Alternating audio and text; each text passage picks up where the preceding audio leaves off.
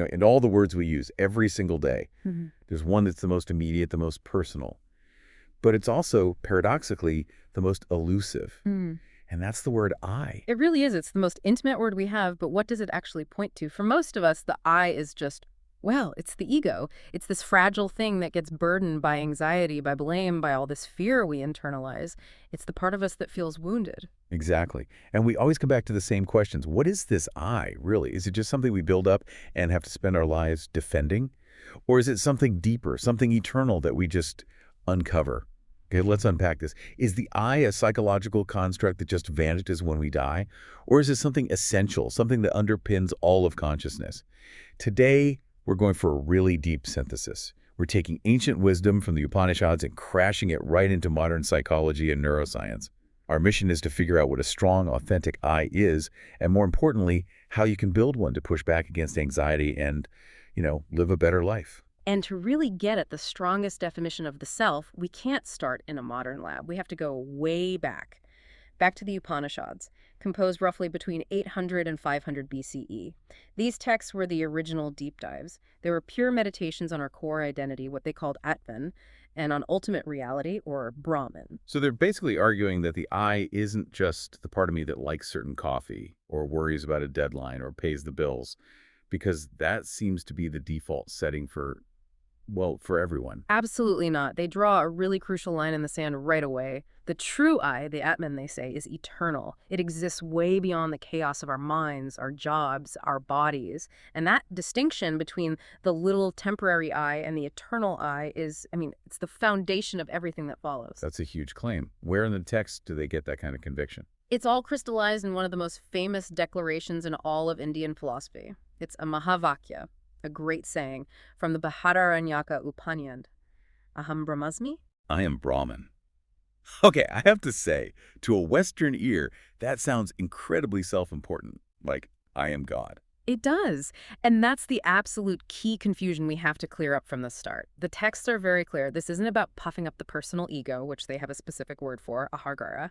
This is about elevating the I from that small, finite personality to a pure, infinite witness consciousness. Think of your ahargara as a tiny flashlight beam. But the Atman is the whole room, the whole theater, the audience, everything. Your deepest core is the cosmos. So the goal isn't to inflate the ego. It's to realize the ego is just the tiniest sliver of a much bigger reality. And they reinforce that idea with the other famous declaration, right? To make sure it's a universal thing. Precisely. To make sure no one thinks this is just about them, the Chandogya Upanishad gives us Tattivam Asi. You are that cool. It drives home the point that the true I isn't some isolated little island. Realizing this dissolves the wall between you and the cosmos.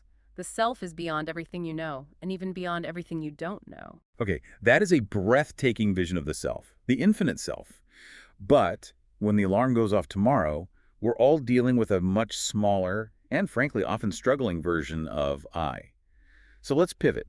Let's look at how modern science psychology handles this everyday empirical I. It's a necessary pivot for sure. Philosophy is looking for the universal Atman, but psychology is down in the trenches. It's focused on the empirical self, the I that has to operate day to day and manage reality. And you can't talk about that without starting with Freud, of course. In 1923, he gave us the ego. He saw it as the conscious I with the really thankless job of being the referee between our animal instincts, the id, and our inner critic, the superego. It's the mind's air traffic controller, basically, just trying to prevent a catastrophe. And Freud saw that when the ego is weak, when it's just overwhelmed, it collapses. That's where you get anxiety, neurosis. A strong ego, on the other hand, is what keeps us in balance. And then Jung comes along and builds on that, but he makes this critical distinction that, it starts to build a bridge right back to the Upanishads we were just talking about. Yeah. Jung said the ego is just the center of our conscious mind, is not the whole picture. That's right. If the ego is, say, the CEO running the company day to day, Jung introduced the idea of the self with a capital S as the entire corporation. The self is the whole archetypal totality. It's the conscious mind, the unconscious mind, your past, your potential, everything. And that Jungian self is what scholars say is the closest parallel we have to the Upanishadic Atman. So his whole therapeutic process, individuation, is basically the journey of getting those two to talk to each other. Exactly. Individuation is the lifelong process of aligning your little conscious ego with that much bigger, truer, integrated self. It's a psychological journey to wholeness. And what's just wild is that neuroscience is now finding the physical circuits for this. Yeah. I mean, when we talk about the mind self-talk, all that constant thinking about me, my problems, Hmm. we're talking about the default mode network, the DMN. Yes, the DMN is the brain's internal storyteller. It's the circuit that lights up when we're not focused on an outside task. And what researchers like Rachel found is that when this network is dysregulated, when it's just running wild, it's a huge contributor to rumination, depression, and especially anxiety. So we're not just in the realm of philosophy anymore. This is actual brain activity. I mean, who Yeah. listening right now hasn't been stuck in that loop, just obsessing over some mistake you made last week or worrying about a meeting that's months away? Is that literally the sound of the DMN spinning out of control? That is precisely the empirical eye spinning its wheels. The DMN is supposed to help you plan and reflect, right? It's your internal navigation. But when it's dysregulated, it just gets stuck, rerunning the same old fears, reinforcing this idea that you are a small, fragmented, weak self. Which leads us right to the heart of the problem, the wounded eye. Hmm. If that empirical self, the ego, is weak and fractured, what does that actually look like in our lives? Well, the problem usually starts early. The self, the akara, gets worn down by criticism, by punishment, by blame, often starting in childhood. And over time, the self just internalizes all that fear. And psychologically, the results can be devastating. Right, you see the clinical outcomes. Things like generalized anxiety disorder, which is just defined by this chronic, paralyzing self-doubt. Mm. Or panic attacks, which are these terrifying spirals that come from feeling a complete and total loss of control. And at an even deeper level, you see what the psychologist Albert Bandura called low self-efficacy. It's the belief that you just can't influence your own circumstances, that you can't do what's needed to reach a goal. I think if you're listening, you know that feeling. You have a huge project ahead of you, but you just procrastinate because deep down, you don't actually believe you can pull it off, even if you intellectually know all the steps. That's the feeling exactly. When the eye is wounded, it loses the belief that it can act effectively. It feels like it's just being thrown around by life instead of being the one in charge. And to really grasp this loss of internal control, the ancient sages had this perfect metaphor that feels so modern. They really did. The Kahoupanyad gives this incredible analogy of a chariot. It says, the self is the lord of the chariot, the body the chariot, intellect the charioteer, and the mind the reins. Wow, that's so specific. So if the intellect is the charioteer, the one making decisions using judgment, Then when that charioteer is weak or distracted, the reins, your mind goes slack. And the horses, which are your senses, they just run wild. They pull the whole chariot off the road into chaos. It's this ancient metaphor that perfectly links the internal structure, the strength of your intellect, directly to psychological distress. It shows that the organization of your I determines your peace of mind. okay, and here's where it gets really interesting for me. We have the diagnosis. Yeah. A weak charioteer, a runaway DMN. How do we actually build resilience? How do we combine this ancient architecture with modern tools to fix that charioteer and get a grip on the reins? Well, the starting point in both traditions is self-knowledge. In the Upanishads, they call it svadhyaya inquiry into the self. In psychology, we have analogs like journaling, therapy, or mindfulness.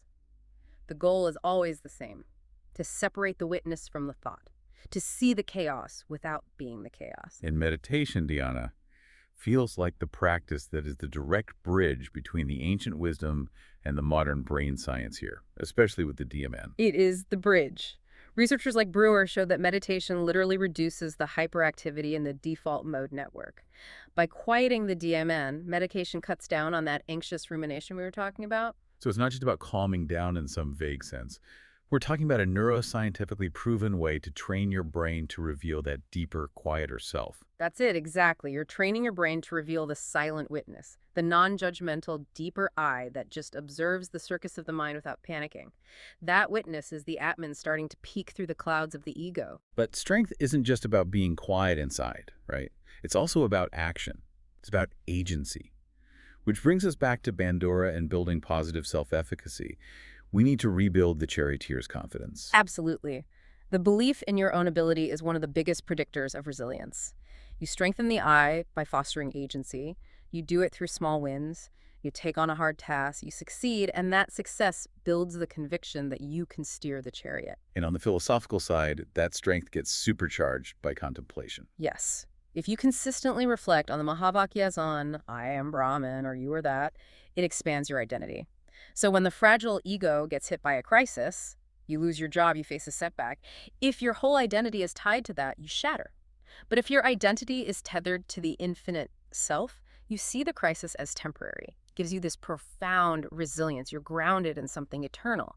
Now, we have to pause here because this is where a huge misinterpretation can happen when we talk about strengthening the I. You mean the fear that this all just leads to selfishness? If I'm sitting around thinking I am Brahman, doesn't that just sound like cosmic level narcissism, like I'm going to ignore everyone else? That's the biggest hurdle, and it's why the specific terms matter so much. The sources are crystal clear. The Upanishadic I is the universal Atman, not the selfish, dividing ego, the ahakara. The ego is what isolates us. It's what says, I am separate from you and I am better than you. But the Atman does the opposite. It unites. It's a profoundly unifying force. When you realize that divine essence in yourself, you can't help but see that same essence in everyone and everything else. The Ashasha Rupanyan says, all this, whatsoever moves in this universe, is pervaded by the Lord. The ethics are baked right into the realization itself. That makes perfect sense. So the pursuit of the universal I is actually the opposite of narcissism. It's about realizing you're interconnected. And the strength of that realized I, it must be tested most in a true crisis, when everything else is gone. And that's where this ancient wisdom meets something like modern trauma recovery. It makes you think of Viktor Frankl. He observed that the Holocaust survivors who made it through were the ones who found a meaning beyond their suffering. They held on to an inner core of identity when their physical selves were being destroyed. That ability to transcend is a perfect parallel to the Upanishadic idea of finding your identity in the eternal Atman, even when the ego and the body are completely defeated. The journey to that authentic self it's the ultimate internal battle. I think the Bhagavad Gita sums up that whole struggle perfectly. Let man lift himself by his self. Let him not degrade himself. The self is friend and enemy alike. The I can be your destroyer if you follow the weak ego, or it can be your savior if you align with the resilient Atman. And that idea that you contain your own salvation, it echoes in Western thought too. Descartes' Cogito affirmed the thinking I, but the Upanishads point to an I that exists even when you're not thinking. Even Kant's distinction between the empirical self and the transcendental self mirrors that same split. This is a universal human question. Right, and even the existentialists, like Sartre, they talk about this inherent freedom, this idea that the I is ultimately responsible for choosing its own path, not just being pushed around by circumstance. If we connect this to the bigger picture, the I is the central axis of our whole existence. And what the synthesis shows is that the I is dual. It's fragile and vulnerable in its empirical form, that ego fighting all of life's battles. But it's also eternal and invincible in its essence, the Atman. So the whole project of having a good life is about learning to lift the fragile self with the strength of the eternal self. That is the core takeaway. The declaration, I am Brahmasmi, isn't there to make your ego bigger. It's there to dissolve your ego into infinity, revealing that you're connected to everything. Yeah. And modern psychology comes along and just validates the whole process, showing us the need for resilience, for self-knowledge, for self-efficacy, to strengthen the self that has to navigate the real world. When the I is wounded and ignored, it becomes fractured and anxious. But when it's realized, when it's cultivated, it gives you a resilience that is just unparalleled. It reveals a deep unity with everything. So we've established that the true I is the eternal witness, the essential self, that is identical with the infinite essence of the cosmos. If that is true, what limitations that you currently accept in your life, doubts about your abilities, fears of failure, are just constructs of your temporary wounded ego? And how does recognizing that radical truth change how you're going to approach your very next challenge? Think on that.